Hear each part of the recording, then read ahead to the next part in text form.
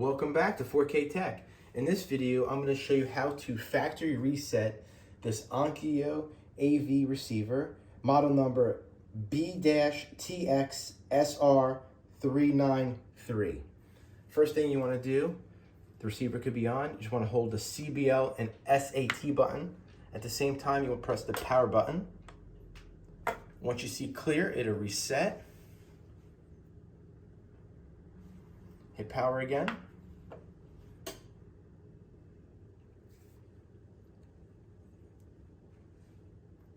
Power it up.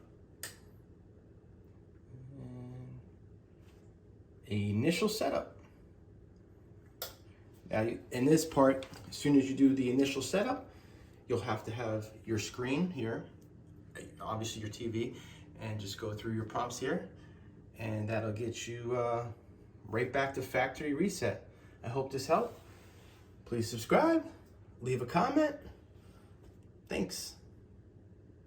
Please like, subscribe, and turn on the notifications.